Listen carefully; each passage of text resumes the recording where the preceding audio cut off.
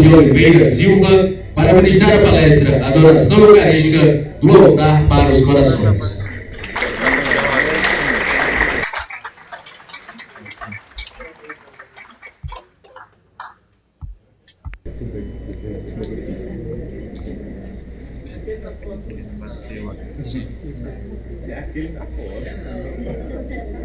Já estão estranhando a barba, não é? E um pouco o cabelo. Muito bem.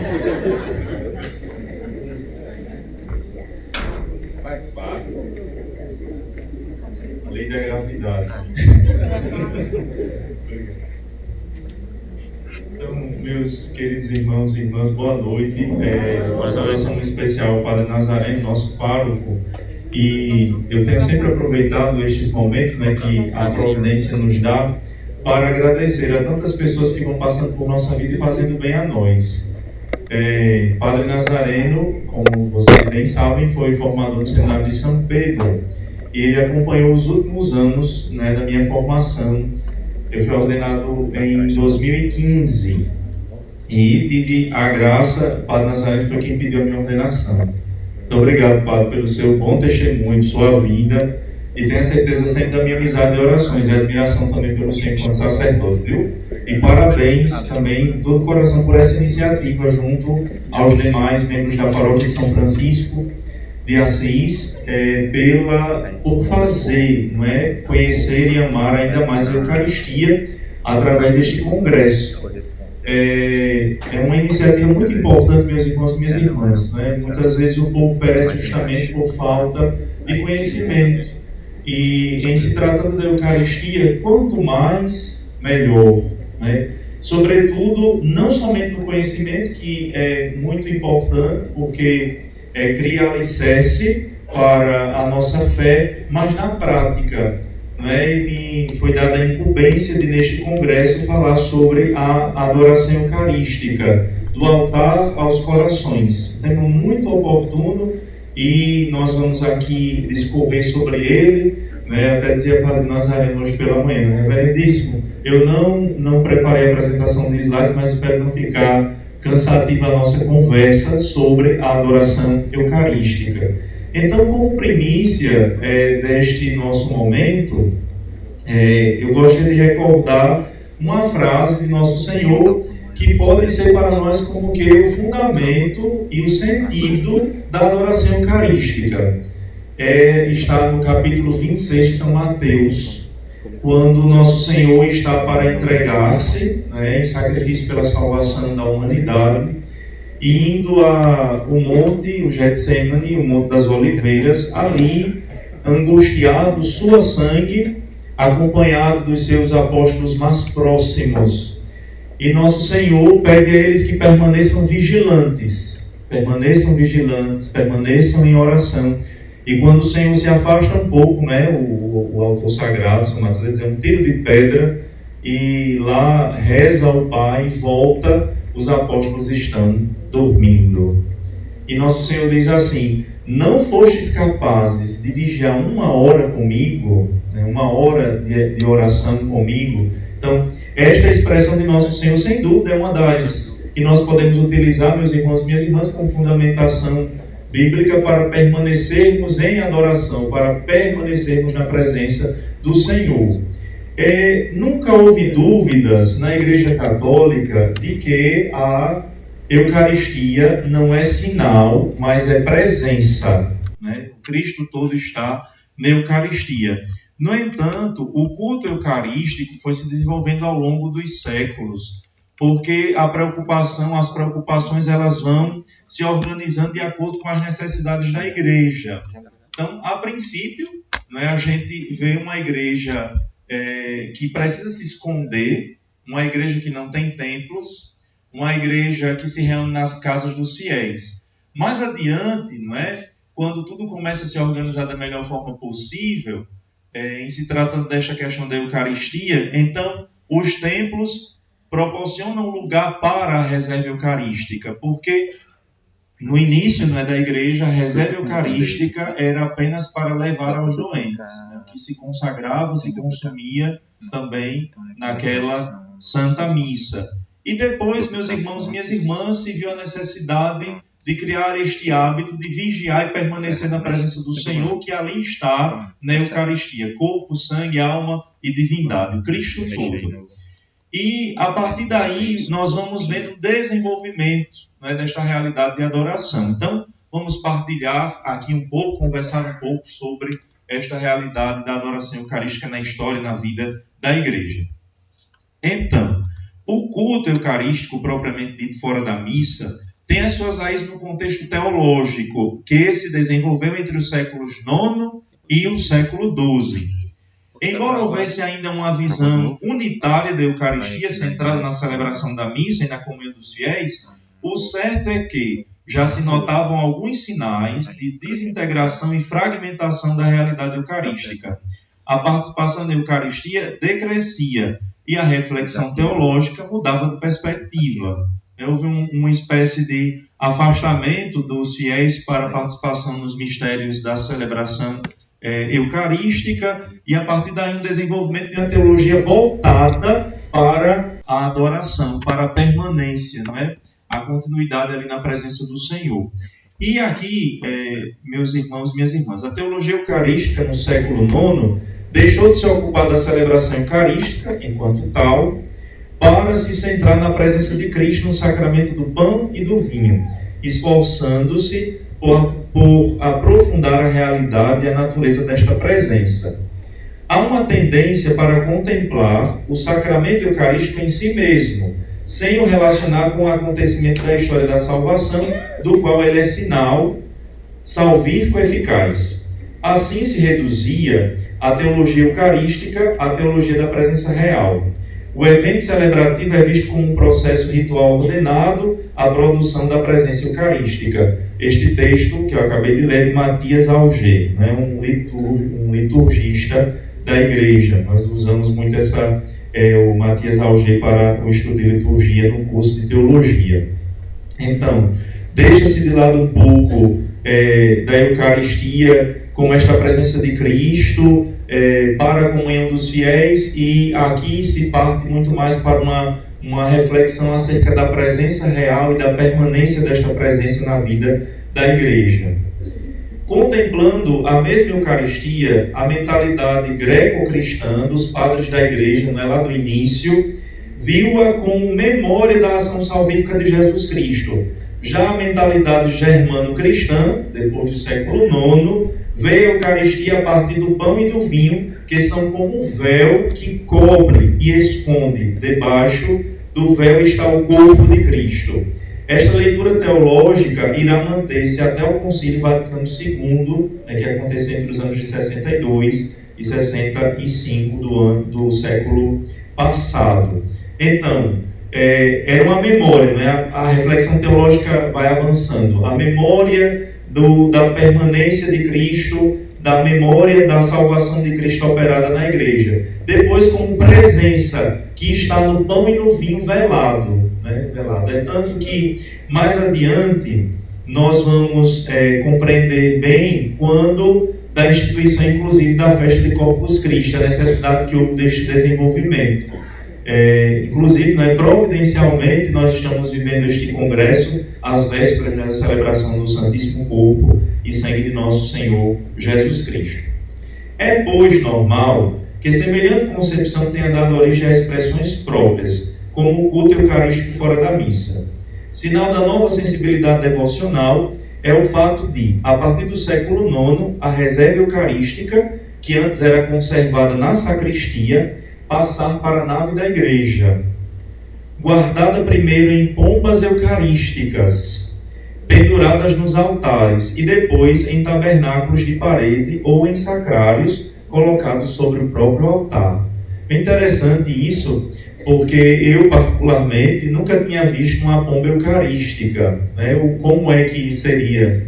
E no primeiro retiro do clero que participei em Aparecida, aliás, meu segundo retiro do clero em 2017, a capela, ela tem esta pomba, o sacrário é uma pomba eucarística, Então o mecanismo é muito interessante. Ela fica sobre a mesa do altar, acima da mesa do altar, e se puxa uma cordinha e ela desce, de maneira que se tira a reserva, e ao término volta aquele espaço ela fica como que sobrevoando, não é, o altar. E era o costume, né, o costume dos primeiros cristãos aí, que conservavam as espécies eucarísticas. Hoje nós temos ainda e conservamos os nossos sacrários nas capelas à parte ou no centro do altar. Aqui na nossa paróquia, São Francisco, na matriz, o Senhor está lá no centro do altar. Entre os séculos XII e XIII, surgiu também, olhem só, o rito da elevação da hóstia e do cálice, realizado após as palavras da consagração. Antigamente, nesses séculos, não havia o costume da elevação, como hoje nós temos. Esse costume se desenvolveu a partir destes séculos, para desmistificar um pouco, não é? Porque as pessoas ficam, como a missa era celebrada, eu ainda celebro, não é? O povo costuma dizer de costas para o povo, mas na verdade era de frente para o Santíssimo Sacramento, todos de frente para o Santíssimo Sacramento. Então o padre aqui abaixado com a hóstia falando, o povo ficava curioso, né? E de repente este costume de elevar a Eucaristia para que os fiéis pudessem contemplá-la e também adorá-la, no intuito de desenvolver ainda mais e aumentar ainda mais o amor pela presença real de Cristo na Eucaristia. É tanto que com certeza para nós até hoje não, sempre será e é o momento mais sublime da celebração eucarística, né? Quando o padre pronuncia as palavras de Nosso Senhor e ergue para nós a hóstia, ergue para nós o cálice com vinho, que não é mais pão e vinho, mas corpo e sangue de Nosso Senhor Jesus Cristo. Nesta época ganhou grande importância a visão do pão e do vinho consagrados, não tanto para serem comungados, mas mais para serem vistos. Embora pareça acentuar a importância da celebração, na verdade distorce o seu significado. A presença real de Cristo é desejada, não para ser recebida em alimento, mas para ser vista. É tão interessante, meus irmãos e irmãs, esta mentalidade, porque acontece um pouco disso hoje, né? Por quê? Vejam só, o sacrário está lá. A gente sabe que Nosso Senhor está presente no sacrário. Mas quando se põe a hóstia no ostensório, parece que muda completamente, não é? O povo se ajoelha, o povo se joga, o povo faz tanta coisa, não é? Mas o Cristo está todo lá no ostensório, que não é a peça. O Cristo não é a peça, o Cristo está lá no centro da peça. A peça serve para dar ênfase à presença do Senhor que ali está, para dignificar o culto que nós prestamos a Ele. Mas o Cristo é a hóstia consagrada que ali está. Para que nós tenhamos sempre essa concepção, meus irmãos e minhas irmãs, de não imaginarmos o Cristo mais digno ou menos digno por estar no sacrário, por estar no ostensório. Parece que isso não é uma coisa do nosso tempo, é uma coisa também um pouco mais para trás, né? O povo ficava muito mais admirado, né, com a presença de Cristo ali contemplando no altar, e depois se esquecia que o Senhor permanecia ali nos nossos sacrários. Não fostes capaz de vigiar uma hora comigo? Recordemos sempre esta frase. E dá-se uma contradição. Por um lado, aumentam as práticas de piedade eucarística, por outro, diminui a frequência da comunhão eucarística. Não pode, né? A tal ponto que o quarto concílio de Latrão, em 1215, decretou que, atingida a idade da razão, os fiéis deviam confessar-se uma vez por ano e receber, ao menos na Páscoa, o sacramento da Eucaristia. A idade da razão hoje é considerada 7 anos, né, de idade. E a fim de aumentar a frequência dos fiéis na comunhão eucarística, né, se promoveu, a partir do concílio, o quarto concílio de Latrão, a comunhão das pessoas mais jovens. Uma etapa decisiva no desenvolvimento do culto eucarístico fora da missa ocorreu no século XIII, com a instituição da festa do Corpo de Deus, Corpus Christi, por Urbano IV, em 1264. A volta desta festa, ao redor, né, desta festa que rapidamente se tornou muito popular entre os fiéis, desenvolveram-se outras formas devocionais, tais como as procissões e exposições com o Santíssimo Sacramento. Então, é importante aqui nós pararmos um pouco para refletirmos a realidade histórica que conduziu até a realização da bula papal, né, que proclamou para o mundo católico a festa de Corpus Christi. Nós vivemos na Idade Média um tempo de muitas heresias, mas uma que se destaca é a dos albigenses ou cátaros, né? E assim, isso confundiu muito a mente dos fiéis da época, porque estes homens, eles tinham uma austeridade tremenda, eles eram muito pobres, rejeitavam toda e qualquer riqueza, bem material, e eles diziam que tudo que era material era mal. Eles acreditavam que toda a obra da criação era má, nada do que era criado prestava. Logo, se nega a realidade eucarística, porque o pão consagrado é feito com matéria produzida pela terra, produzida pelo homem. O trigo, né? O pão feito do trigo, o vinho feito da uva. E nesta época, Deus, na sua infinita bondade e misericórdia, sempre vai fazendo surgir os santos, não é? Nos tempos oportunos para trazer o povo de volta para Deus. Então, nesta época, um pouco mais para trás, ainda no início do século XIII, surgem assim dois pilares sublimes da igreja. São Domingos de Gusmão, que foi fundador da Ordem Dominicana, que promoveu a pregação. A congregação, a Ordem Dominicana, ela se propunha a formar padres, né, pregadores, para irem às aldeias, aos lugares e travarem verdadeiros combates com os hereges, a fim de mostrar, por A mais B, através do conhecimento teológico da Sagrada Escritura, que tudo aquilo que eles estavam ensinando era mentira. Também vivendo uma vida de austeridade, uma vida de pobreza, uma vida de abnegação. Mostrando, meus irmãos e minhas irmãs, que de fato a criação se tornou má, ou nós nos tornamos maus, pelas más escolhas que fazemos, ou seja, pelo pecado. Mas Cristo veio nos resgatar do pecado. Então, São Domingos, junto com seus frades, dentre os quais se destaca Santo Tomás de Aquino, que lá na frente vai ser o responsável pelos textos litúrgicos usados até hoje na celebração que amanhã nós iremos, com muita solenidade, festejar a presença real de Cristo na Eucaristia. Mas outro santo, também muito conhecido por nós, do qual eu sou suspeito de falar, surgiu nesta época, São Francisco de Assis. Homem pobre, homem humilde, que com a sua maneira de viver conquistou muitos corações para Deus, vivendo na pobreza, vivendo na austeridade, vivendo na abnegação. Então, estes dois homens, especificamente, estas duas ordens, mostram por A mais B que tudo aquilo que os albigenses e cátaros pregavam era mentira. Inclusive, né, sobretudo São Francisco, que eu particularmente, né, como eu disse, sou suspeito para falar, porque eu sou devoto de São Francisco, percebia a falta. Quem lê os textos, os escritos de São Francisco, vai ver que ele é um homem profundamente eucarístico, né? Até se diz que São Francisco, ou se fala em São Francisco, as 3 tábuas, né? Que é justamente a manjedoura, a cruz e o altar. Era um homem que contemplava com sua vida estes mistérios e passava horas a fio meditando sobre estas realidades de nossa redenção.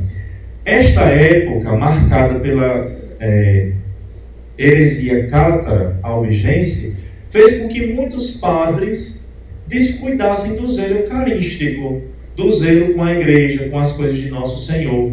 E aquilo deixava o coração de São Francisco profundamente entristecido. É tanto que ele chegava, né, nas igrejas gritando, né, nós vos adoramos, Santíssimo Senhor Jesus Cristo, aqui e em todas as vossas igrejas que estão no mundo inteiro, e vos bendizemos, porque pela vossa Santa Cruz remistes o mundo. Ele fazia isso e gritava, né, para que os padres acordassem do sono, digamos assim, que eu os tinha feito negligenciar o cuidado, o zelo e o culto eucarístico. Aí São Francisco providenciava logo uma vassoura, saia varrendo, espanando a igreja, cuidando de tudo, para que tudo para Deus fosse feito da melhor maneira possível, porque o Senhor vem aos nossos altares pelas palavras do sacerdote. Então, Deus suscitou estes homens, e o desembocar desta realidade vai justamente trazer para nós a celebração de Corpus Christi, que acredito que com certeza, meus irmãos e irmãs, vocês já ouviram esta história, mas nunca é demais lembrar a providência que vai organizando todas as coisas, não é? O Papa Urbano IV, que proclamou esta festa em 1264, anteriormente havia sido diretor espiritual, confessor de uma religiosa que tinha tido uma visão em que Nosso Senhor mostrava ela a igreja, o ano litúrgico, com um sol ou a lua, e faltava uma parte era obscurecida, porque Nosso Senhor sentia falta de uma festa que pudesse honrar e proclamar a realidade de sua presença na Eucaristia. Porque, na verdade, todos nós sabemos, como cristãos católicos, a instituição da Eucaristia, perdão, às vezes falo um pouco depressa, viu? A instituição da Eucaristia é na Quinta-feira Santa. Mas aquele dia, meus irmãos e minhas irmãs, muito embora traga para nós muitos sinais assim belíssimos da graça, da misericórdia, do amor de Deus para conosco, quais sejam, né? A Eucaristia, o ministério sacerdotal, o mandamento novo do amor, mas tudo aquilo vai desembocar justamente na prisão de Nosso Senhor. Ele vai para o Getsêmani, ele sofre, ele se angustia, ele é preso, e depois nós sabemos tudo que vai acontecer com Nosso Senhor. Então não tem como fazer uma festa para a instituição do Santíssimo Sacramento naquela ocasião, visto que aquela ocasião pede de nós reclusão, pede de nós silêncio, pede de nós estarmos ali unidos a Nosso Senhor Jesus Cristo.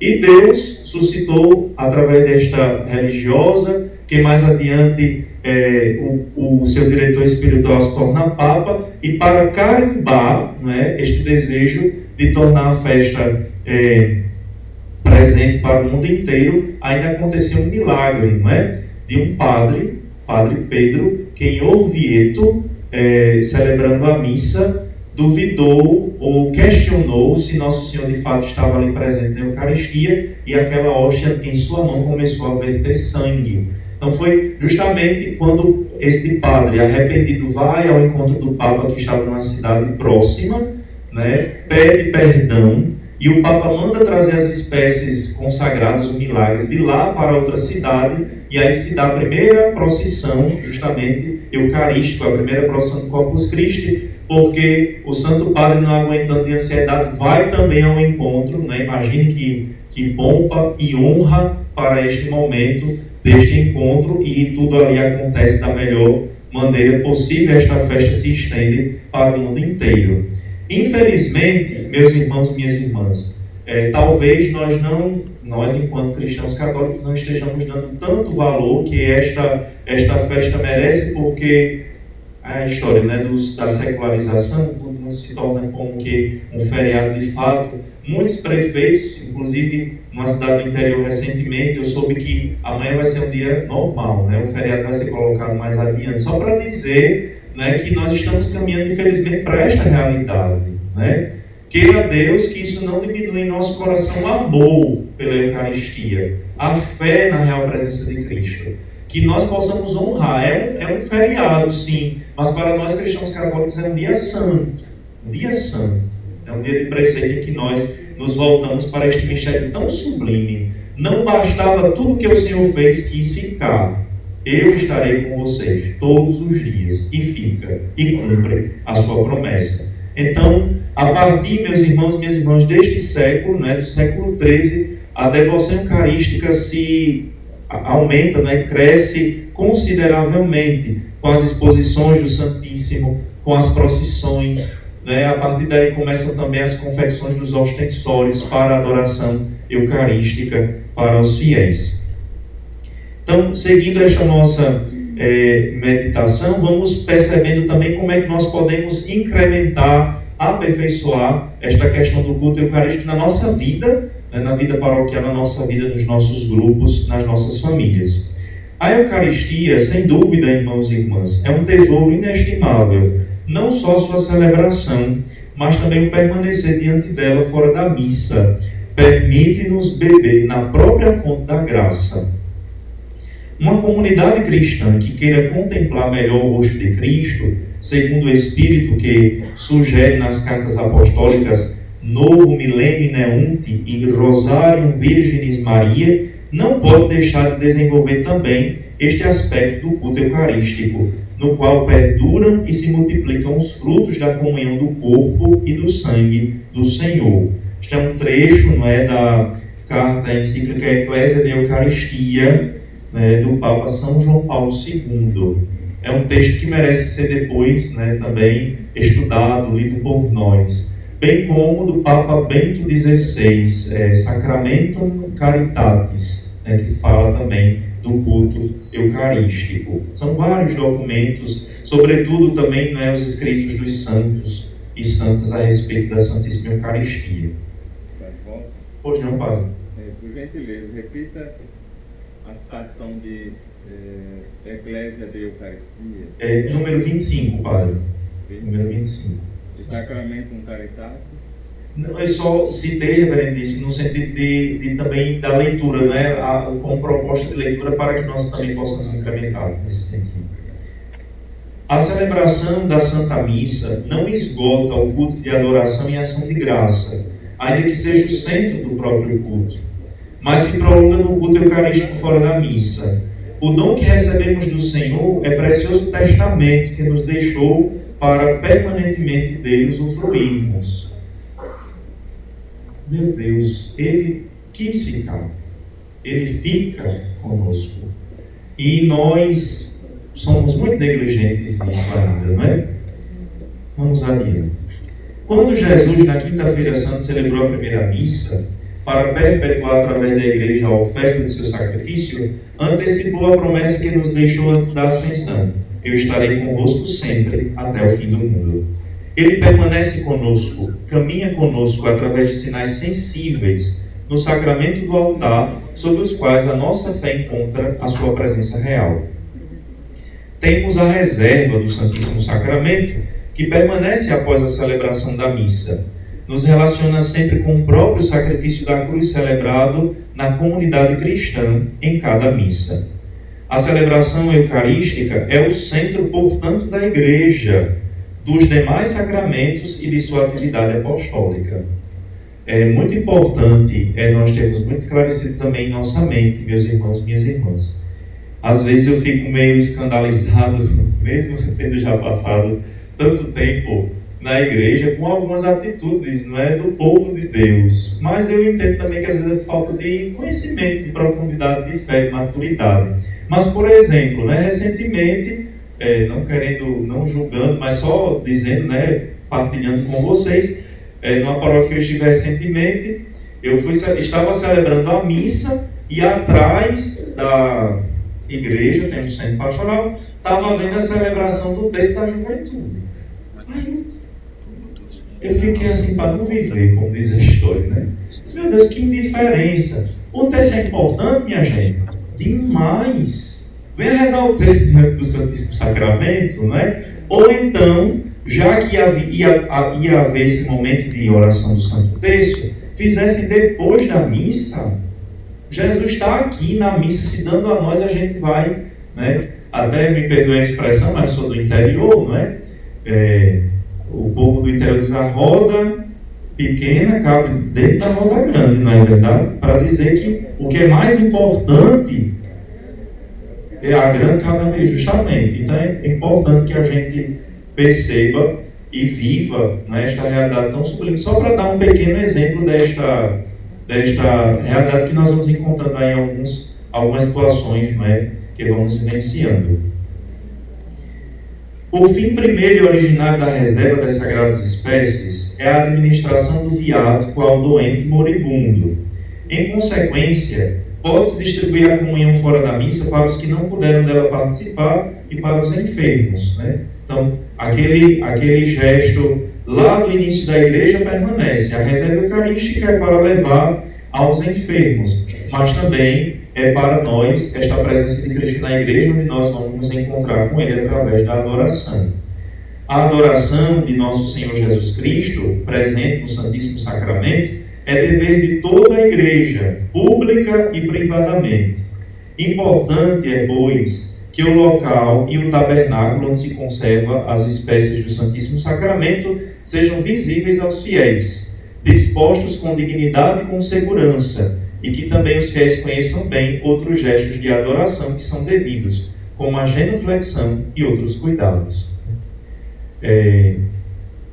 Os detalhes, nesse caso, meus irmãos e minhas irmãs, são importantes. Claro que o mais importante é sempre o nosso coração, mas o nosso coração, ele demonstra as atitudes por gestos concretos. Não adianta a gente ter só uma fé de cabeça, uma fé de coração. Então, o lugar onde Nosso Senhor é guardado, a maneira como a Capela do Santíssimo é preparada quando se tem Capela do Santíssimo, né? A gente que é sacerdote anda por muitos lugares, e não me entendo assim falando mal dos lugares, mas uma vez eu cheguei na igreja também, essa foi impressionante, eu fiquei impressionado, até hoje eu fico. Eu cheguei na igreja, a igreja é enorme, bonita, né? Bem organizada, tudo muito bem pintado, tudo limpo. Aí eu olhei para um lado, olhei para o outro, aí disse, aqui não tem o Santíssimo Sacramento não. Aí, uma igreja tão grande, eu imaginei logo que tivesse Santíssimo. Eu disse, tem, padre, é ali do lado. Aí disse, aonde? Fora da igreja. Então você entra na igreja, tá lá os bancos, o altar, batistério, tudo direitinho, como as igrejas têm, não é? Aí você sai aqui do lado, fora da igreja, num quartinho, tá a Capela do Santíssimo. É estranho, é no mínimo estranho. Eu penso assim, se o dono da casa está desse jeito...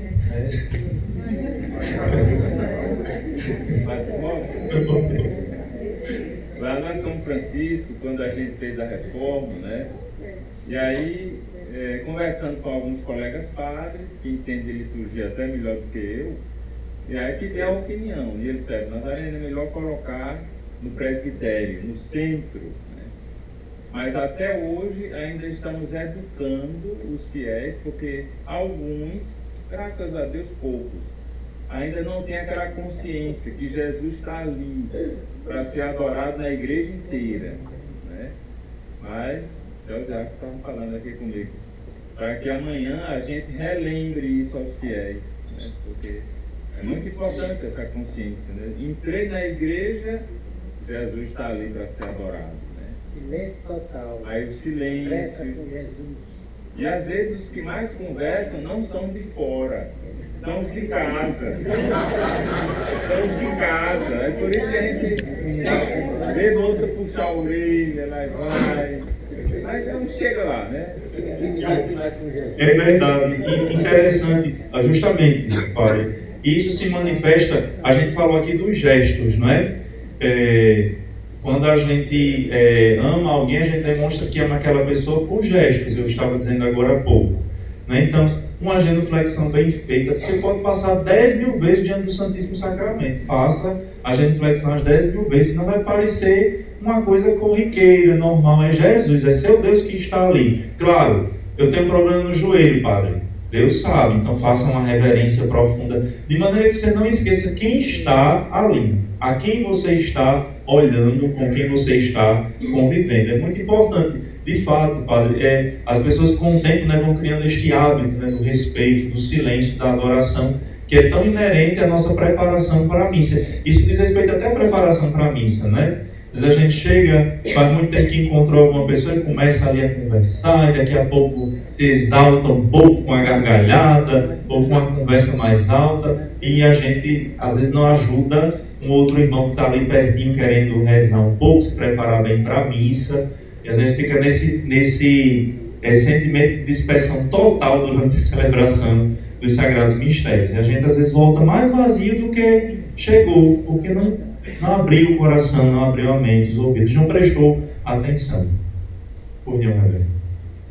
Só para completar aí o que o senhor está falando, né, que não é só na São Francisco, que acontece também na São Francisco, mas em outras igrejas, outras capelas, onde eu já pude observar, é que não se está levando, eu acho que não se está levando muito a sério a presença de Deus, com os gestos. Por exemplo, grande parte do povo, às vezes numa igreja tem mais gente em pé na hora da adoração do que de joelho. Então isso faz uma diferença muito grande. Estão liberados aqueles que têm problemas no joelho, mas a grande maioria às vezes não tem nem que ficar com a marca, né? Talvez porque dói alguma coisa assim, mas não tem consciência de que é necessário se ajoelhar porque ela está o rei do mundo. A maneira humanamente falando, de se reconhecer é justamente a prostração diante de Deus, né? No caso, o nosso gesto é justamente a genuflexão ou estar de joelhos. Eu também acho muito isso, que uma coisa que dói muito no meu coração de padre é justamente a indiferença. Eu vejo como indiferença qualquer coisa que está ali na minha frente, não é? E, assim, isso é falta justamente do cultivo da piedade eucarística. Se eu não sei a quem eu adoro, se eu não sei que é Jesus Cristo que está ali, então tudo perde, não é o sentido. E muitas pessoas justamente não conhecem, não reconhecem, né, a presença continuada de Nosso Senhor no Santíssimo Sacramento do altar. Eu vejo, e às vezes, muitas vezes, a própria igreja, ela tem essa diferença. Eu, quando era criança, quando a gente recebia a comunhão, descia, todo mundo se ajoelhava. Aí o padre ficava ajoelhada, aí ele ia passando, distribuindo a comunhão. Saía, aí vinha outro e ajoelhava. Ele mudou isso aí. Então as pessoas veem uma diferença, não vê aquela uniformidade. Antigamente foi mudando, né? E as pessoas mesmo vai perdendo o interesse, talvez o respeito que deveria ter. Por que hoje a igreja, para você estiver comunhão, não pode ser ajoelhado? Não tem o local de ser ajoelhado. A permissão para a comunhão de joelhos o fiel ele pode comungar de joelhos, ou em pé, ou na boca, ou também receber as sagradas espécies na mão, né? Isso depende também da piedade eucarística.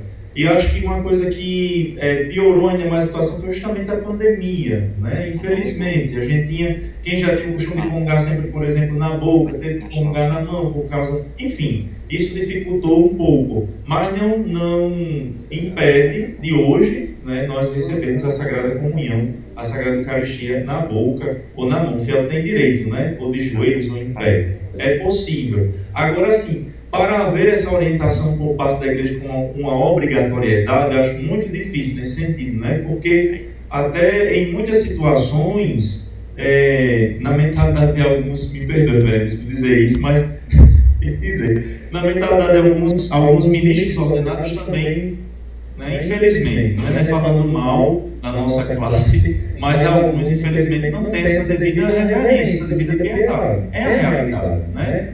E a gente deve, aqui eu peço a vocês, encarecidamente, meus irmãos e minhas irmãs, rezem por nós, rezem por todos nós, para que nós possamos viver aquilo que nós celebramos, como foi pedido no dia da nossa ordenação.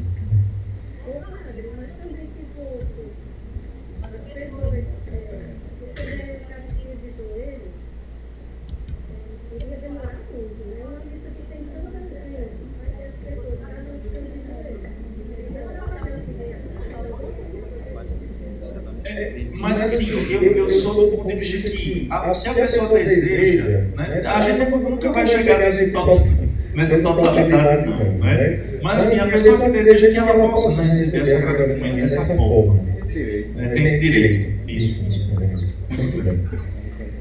As procissões são formas de expressar fé, culto e veneração ao Santíssimo Sacramento. É manifestação pública do amor e respeito do povo de Deus a Cristo Eucarístico. Entre todas, ocupa lugar proeminente a que se faz todos os anos na solenidade do corpo e do sangue, Corpus Christi. Desde séculos adquiriu o direito de cidadania e se converteu em manifestação popular de fé e de adoração na maioria dos povos católicos, né? Até hoje, em algumas cidades, por exemplo, de Minas Gerais, os tapetes florais belíssimos são confeccionados para que o Senhor possa passar. Aí é tão triste a gente ouvir, talvez algum fiel católico dizer assim, mas para que isso? Que besteira. A mentalidade, né? A mudança justamente de mentalidade. Eu acho muito bonito onde os fiéis ainda conservam este costume, mesmo que só na nave da igreja, mesmo que só na rua da igreja matriz, mas é uma maneira de dizer, Senhor, nós cremos que o Senhor é o nosso Deus e nós desejamos oferecer o melhor para o Senhor, para que o Senhor possa passar aqui neste dia em que celebramos a vossa real presença na Eucaristia. É conveniente que a procissão se faça imediatamente depois da missa, na qual se consagra a hóstia sagrada para a procissão.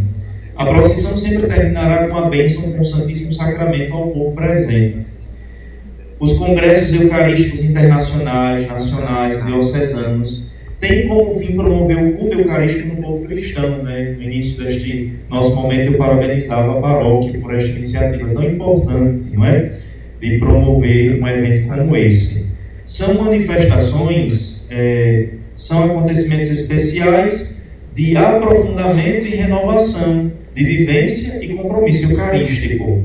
São manifestações externas de uma igreja orante e expressão viva de fé na presença sacramental de Cristo. Os congressos têm uma preparação, celebração e prolongamento. Vocês prepararam este momento, estão vivendo este momento e com certeza terão outras perspectivas futuras. A exposição do Santíssimo Sacramento pode ser ocasião para a recitação de uma parte da liturgia das horas, especialmente nas casas religiosas, são sugestões, de promoção do culto eucarístico fora da celebração eucarística. Durante a exposição, as preces, cantos, leituras e silêncio devem se organizar de maneira que os fiéis atentos à oração dediquem a Cristo, o Senhor, presente no sacramento, concentrando sua mente e sentimentos no mistério eucarístico. É muito ruim quando a gente vai também para uma oração que canta, reza, canta, reza, canta, reza, e não tem um momento de silêncio. Ave Maria, pelo amor de Deus. Não está dizendo, menino, pelo amor de Deus, fica aí calado um instante, Eu quero olhar para Jesus, contemplar Ele, conversar com Ele, uma conversa pessoal, Então, é importante, aqueles que promovem os momentos de adoração, promover os momentos de silêncio. É porque a gente está tão acostumado com tanto barulho, que quando alguém faz silêncio, a gente tem alguma coisa, aconteceu alguma coisa. Será que foi a perda do microfone que acabou? Ou fulano esqueceu de cantar o que ia cantar agora? E o silêncio é tão importante, Nós também, é um costume que infelizmente nós deixamos um pouco de lado, essa conservação do silêncio, tanto na missa como também na adoração eucarística. Ele pode rezar o texto, pode fazer a liturgia das horas, pode meditar um pouco sobre algum determinado texto do Evangelho, mas os cantos também nos ajudam muito a aprofundar, o mistério que nós celebramos, mas o silêncio é muito importante. A gente só escuta a Deus no silêncio. Ninguém pode escutar a Deus no barulho de jeito nenhum. Por isso que tem algumas denominações religiosas aí que acham que Deus não só é surdo, só pode ser. O costume da visita ao Santíssimo Sacramento há muito tempo é observado. Paulo VI, em 3 de setembro de 1965, o Papa São Paulo VI, publicou a encíclica Mysterium Fidei. Nela, fala expressamente da visita ao Santíssimo Sacramento, quando exorta a promoção do culto eucarístico. E o Concílio Vaticano II, na Presbyterorum Ordinis, dispõe que se cumpra com fidelidade o ministério sacerdotal e se tenha com gosto de coração o colóquio cotidiano com Cristo na visita e culto à Santíssima Eucaristia. Normalmente, quando há a possibilidade de se fazer isso, nas casas dos padres, sobretudo nessa realidade interiorana, quando a igreja é um pouco afastada da casa paroquial, o padre teria em sua casa uma capela privada para que ele pudesse também ter esta graça, de se dirigir a Deus muitas vezes no dia. Durante esses quase 8 anos de ministério sacerdotal, eu não morei em nenhuma casa que tivesse a capela do Santíssimo Sacramento. Contudo, graças a Deus a igreja era próxima, O mais interessante era de Macau, que a casa paroquial é colada nas costas, atrás da igreja matriz. Então era só descer do quarto, abrir uma porta e já estava ali na igreja matriz para fazer esses momentos de oração e adoração. Isso é muito importante, e cultiva também justamente esse nosso amor, aquele que é o nosso Senhor. E aqui uma curiosidade também, irmãos e irmãs, existem vários livros que nos incentivam, nos ajudam na adoração eucarística, mas tem um que foi escrito por Santo Afonso Maria de Ligório, chamado Visitas ao Santíssimo Sacramento e a Nossa Senhora, editado pela Santuário. Quem alguém tiver interesse de procurar, adquirir, acho que ainda se proporciona. É uma leitura um pouco, talvez não seja agradável a todos. Eu digo que não seja agradável a todos, porque é uma maneira de falar, não é, daquele mistério bem diferente, talvez do nosso tempo, mas nos ajuda muito na piedade eucarística também, né? E a CNBB lançou, acredito também ainda edite, o Menses Eucarísticos, né, que é o mês eucarístico. Um livretozinho assim de bolso, muito bom também para ajudar. O de Santo Afonso, Visitas ao Santíssimo Sacramento e a Nossa Senhora. Muito bom esse livro. E o Menses Eucarístico, né, mês eucarístico também, que foi editado pela CNBB. Assim, tende a nos ajudar, né? Se a gente tem aquele costume de fazer a visita ao Santíssimo Sacramento, então a gente vai fazer a nossa oração pessoal, mas tem como início, né, proposta de meditação aquilo que o santo nos colocou, nos apresentou. Na visita ao Senhor sacramentado e em todas as demais formas de culto à Eucaristia, o fiel, como a afirmação João Paulo II na Domini Cene, número 3, mostra ao Senhor o que a mesma palavra Eucaristia significa: o agradecimento, o louvor por nos ter redimido com sua morte e feito partícipes de sua vida imortal mediante sua ressurreição. É tão bonito, meus irmãos e minhas irmãs, a gente se colocar ali diante do sacrário, com o Santíssimo exposto ou não, e pensar que aquele mesmo Jesus que existia eternamente, não é, junto ao Pai e ao Espírito Santo no céu, que se encarnou no ventre de Nossa Senhora, que chorou de frio e fome na manjedoura de Belém, que fugiu para o Egito, que se perdeu no templo de Jerusalém, que pregou o Evangelho, que ressuscitou os mortos. O mesmo Jesus que morreu na cruz, que ressuscitou e subiu ao céu, está ali. Está ali. Se nós parássemos um pouco para meditar sobre isso, nós morríamos de amor, né, como dizem os santos. A devoção à Eucaristia é a mais nobre de todas as devoções, porque tem o próprio Deus por objeto. É a mais salutar, porque nos dá o próprio autor da graça. É a mais suave, pois suave é o Senhor. Se os anjos pudessem sentir inveja, nos invejariam porque podemos comungar. Papa São Pio V, né? São Pio V.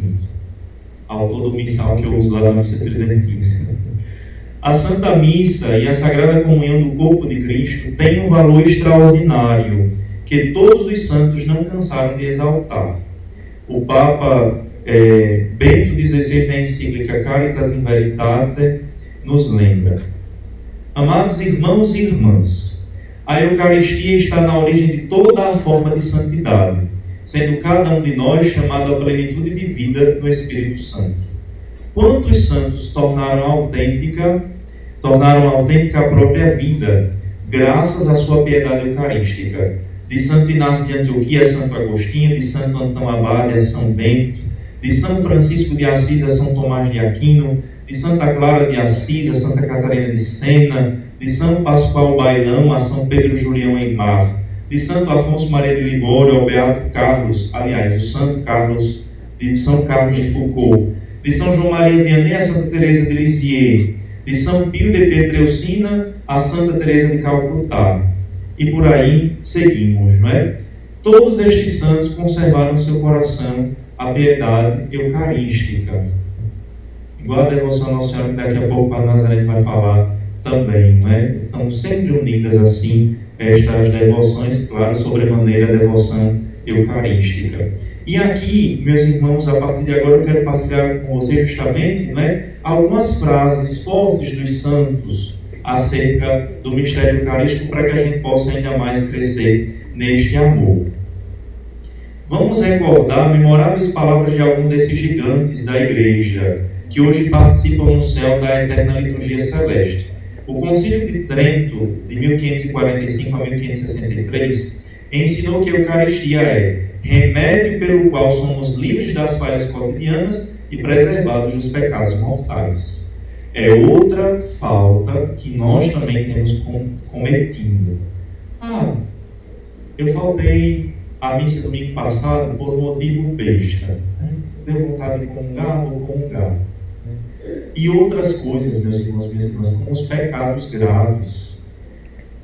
A Eucaristia, como Santo Tomás de Aquino vai dizer amanhã para nós, dá-se ao bom como ao perverso, mas o efeito é bem diverso. Vida e morte traz em si. Se ao bom enche de vida, ao que erra, meu Deus, eu sabia que eu ia esquecer. Se ao que é bom enche de vida, ao mortal, dando-se como comida, traz a morte para o mal.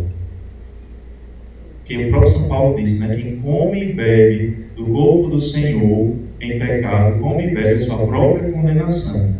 Vejam, meus irmãos e minhas irmãs, com isso, a gente tem que ser muito esclarecido e pensar que Deus não quer a minha condenação. Não, Ele não quer. Pelo contrário, Ele quer a minha inimizade com o pecado. Eu tenho que deixar de lado o pecado para estar sempre amigo de Deus, através da união que se dá pela comunhão eucarística. Isso é uma dádiva sublime que nós precisamos valorizar ainda mais. Rejeição ao pecado, apego à graça de Deus e união com Ele pela Eucaristia, pelo sacramento da Eucaristia. Vejam, antigamente não se tinha missa todos os dias. Hoje nós temos a graça de comungar todos os dias. Imagine, meus irmãos e minhas irmãs, que graça não é comungar todos os dias ao Senhor em estado de graça. Como nós vamos crescer em santidade, né? Em busca, em proximidade com Deus nosso Senhor.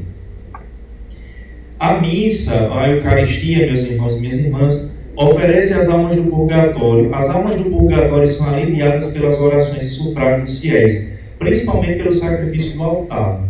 Não deixemos também, né, de nas nossas santas missas nos recordar dos nossos irmãos falecidos. Morreu, foi para os céus. Você sabe? Você tem certeza? Reze por ela. Reze por esta alma que partiu deste mundo. Volto a dizer, não digo isso para fazer medo a ninguém, não é tremor, não, mas para que nós possamos sempre lembrar deste dever sagrado de rezar pelos nossos entes queridos falecidos, especialmente no santo sacrifício da missa, nas nossas orações como um todo. São Jerônimo, doutor da Igreja, que viveu entre 348 e 420, disse: Nosso Senhor nos concede tudo o que lhe pedimos na Santa Missa. O que mais vale é que nos dá ainda o que nem sequer cogitamos pedir e que, entretanto, nos é necessário, Ele mesmo. São João Maria Vianney, patrono dos párocos, disse: se conhecêssemos o valor do santo sacrifício da missa, que zelo não teríamos em assistir a ela. Cada hóstia consagrada é feita para se consumir de amor em coração humano. Também é uma frase de São João Maria Vianney. São Francisco de Sales, doutor da Igreja, disse: a missa é o sol da Igreja. Curto, mas muito significativo, né? Sem o sol não podemos viver. Sem a missa também não. Duas espécies de pessoas devem comungar com frequência: os perfeitos, para se conservarem na perfeição, e os imperfeitos, para chegarem à perfeição. São Francisco de Sales. São Bernardo de Claraval: fica sabendo, ó cristão, que mais merece ouvir devotamente uma só missa do que distribuir todas as riquezas aos pobres e peregrinar toda a terra. Uma coisa unida à outra, né? Sempre a fé unida à caridade. É muito importante. A comunhão reprime as nossas paixões, ira e sensualidade principalmente. Quando Jesus está presente corporalmente em nós, ao redor de nós montam guarda de amor os anjos. Tem uma história que eu escutei quando eu era adolescente, nunca esqueci, achei muito bonita, de um homem que foi participar da missa. Aí ele foi, comungou, levantou e foi saindo da igreja. Aí o padre, agora não me recordo se foi de um santo essa história, se alguém se recordar como já tiver ouvido essa história, me ajude a contar ela direitinho, né? Mas é verídica. O padre que estava celebrando disse: depressa, coroinhas, corram, peguem as velas. Aí os coroinhas pegaram as velas e saíram correndo atrás do homem. O que significa isso? O Senhor que saiu não fez nem ação de graça. Nosso Senhor está aí todinho ainda no Senhor e o Senhor não aproveitou o espaço. Né? Tem gente que é assim. Às vezes, aqui quando eu participava da missa no tempo de seminário, em determinadas paróquias por aí, antes da bênção o povo já fazia carreira. Dá vontade de dizer no final da missa: ide em paz e que o Senhor vos alcance. Né? Porque misericórdia, que pressa, meu Deus do céu. Para outras coisas não tem, né? Para mim isso é uma agonia gigantesca. Santa Teresa d'Ávila, doutora da Igreja: não há meio melhor para se chegar à perfeição, a comunhão. Não percamos tão grande oportunidade para negociar com Deus. Ele, Jesus, não costuma pagar mal a hospedagem se o recebemos bem. Bonito, que coisa bonita. Só os santos podem dizer uma coisa dessa. Devemos estar na presença de Jesus sacramentado como os santos no céu, diante da essência divina, o que de fato acontece. Santo Tomás de Aquino: a comunhão destrói a tentação do demônio. São Vicente Ferrer, que era dominicano: há mais proveito na Eucaristia que em uma semana de jejum a pão e água. São João Crisóstomo, doutor da Igreja: a Eucaristia dá-nos uma grande inclinação para a virtude, uma grande paz e torna mais fácil o caminho para a santificação. Deu-se todo, não reservando nada para si. Não comungar, olha que coisa forte, não comungar seria o maior desprezo a Jesus que se sente doente de amor. Santo Ambrósio, doutor da Igreja: eu, que sempre peco, preciso sempre do remédio ao meu alcance. Santo Agostinho: ele se esconde porque quer ser procurado. Nós estamos, aqui eu abro um parêntese rapidamente, nós estamos hoje iniciando a novena de preparação para a solenidade do Sagrado Coração de Jesus. E o coração que ama, não é egoísmo isso, mas ele deseja ser amado também, ele deseja sentir amor, né? E Nosso Senhor nos ama tão grandiosamente, e a reclamação que ele fez a Santa Margarida Maria foi justamente a indiferença dos homens para com ele. Eis o coração que tanto amou os homens e por ele é tão ingratamente retribuído. E não há melhor forma de ter uma devoção ao coração de Jesus que justamente a devoção eucarística, que o Cristo está todo, né, na Eucaristia. Santo Afonso de Ligório: a comunhão diária não pode conviver com o desejo de aparecer, vaidade no vestir, prazeres da gula, comodidades, conversas frívolas e maldosas. Exige oração, mortificação e recolhimento, né? Às vezes no interior se tinha muito isso, né? Se tem muito isso. Foi a roupa que fulano deu para a missa. Jesus, misericórdia, né? Às vezes a gente fica nesses acidentes e esquece do essencial ali, a nossa preparação digna para aquele momento tão sublime. Ficais certos de que todos os instantes da vossa vida, ficais certos de que todos os instantes da vossa vida, o tempo que passardes diante do Divino Sacramento será o que vos dará mais força durante a vida, mais consolação na hora da morte e durante a eternidade. Essa é uma frase de quem viveu isso aqui, viu? Viveu isso aqui. Santo Afonso Maria de Ligório. Vou repetir, reverendíssimo. Ficais certos de que todos os instantes da vossa vida, o tempo que passardes diante do Divino Sacramento, será o que vos dará mais força durante a vida, mais consolação na hora da morte e durante a eternidade. Cadê? Eu estou procurando aqui São Francisco, meu Deus, para... Sim. Prendesse a terra inteira, próprios as cornetas, tamborim. Quando a hóstia consagrada estiver nas mãos do sacerdote. Glória ao São Francisco. E um carinho muito grande pelo o mistério do altar. São João Bosco: não omitais nunca a visita a cada dia ao Santíssimo Sacramento, ainda que seja muito breve, mas contanto que seja constante. Quereis que o Senhor vos dê muitas graças? Visitai muitas vezes. Quereis que ele vos dê poucas graças? Visitai poucas vezes. Quereis que o demônio vos assalte? Visitai raramente a Jesus sacramentado. Quereis que o demônio fuja de vós? Visitai a Jesus muitas vezes. Quereis vencer ao demônio? Refugiai-vos sempre aos pés de Jesus. Quereis ser vencidos? Deixai de visitar Jesus.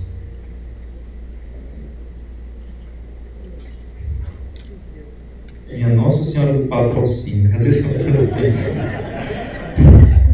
Eu tinha certeza que tinha uma frase do Santo Seráfico, mas o reverendo diácono aqui já disse para nós essa belíssima que eu me recordo mesmo dessa expressão do glorioso Pai São Francisco. Me atrevo a chamá-lo de Pai, né? Também Pai espiritual. Então, meus irmãos e minhas irmãs, nós vamos chegando à conclusão deste momento. Eu agradeço de todo o coração, mais uma vez, para Nazareno o convite, e espero poder de todo o coração também, meus irmãos e minhas irmãs, ter ajudado, não só através de palavras, né, ditas de textos sagrados, mas sobretudo dizendo aquilo que é o nosso sentimento, que é o nosso coração, a respeito desta realidade tão sublime que é a presença de Cristo na Eucaristia. Então, a nós, né, especialmente a nós, que foi dado participar destes momentos tão sublimes, né? Nós tivemos vários dias a esta semana as conferências e com certeza aprendemos muita coisa, não podemos sair daqui iguais, né? Nosso zelo, o nosso amor para com Jesus na Eucaristia. Ele já está abandonado demais, meus irmãos e minhas irmãs, por muitos corações que não procuram. Só para terminar, um dia desses, uma pessoa procurava atendimento e dizia, reclamando: Padre, eu procuro tanto viver a minha fé, e tem pessoas que não a vivem e vivem bem. Meu santo, não se troque por ninguém nesse sentido, porque as pessoas que não buscam a Deus, não amam a Deus, não confiam nele, não o colocam como fundamento de suas vidas, essas pessoas já estão mortas espiritualmente.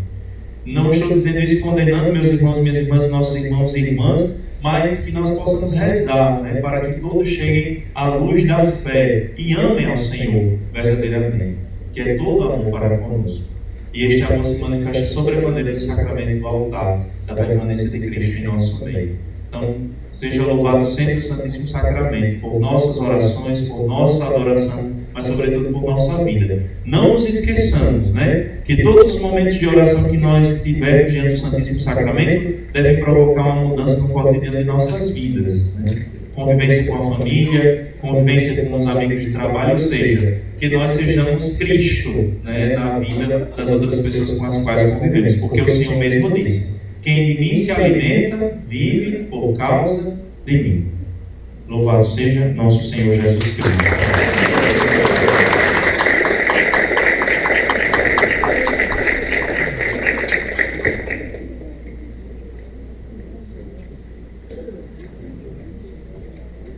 Então agradecemos a Padre Robson por essa maravilhosa palestra. E em agradecimento, Padre, gostaríamos de presenteá-lo com uma lembrança e um certificado de palestrante.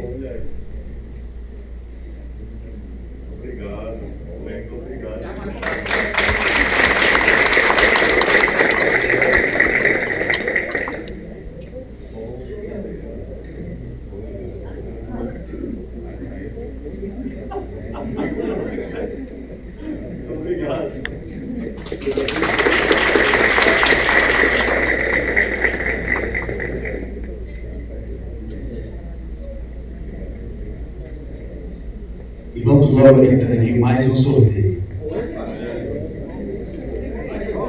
A editora Paulus nos presenteou aqui com Novena e Terço dos Enfermos.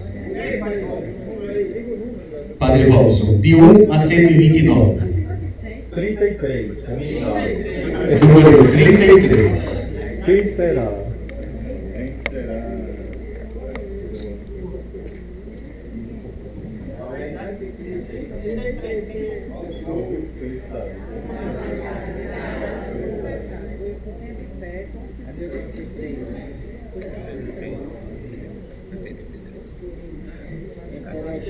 Já está bom.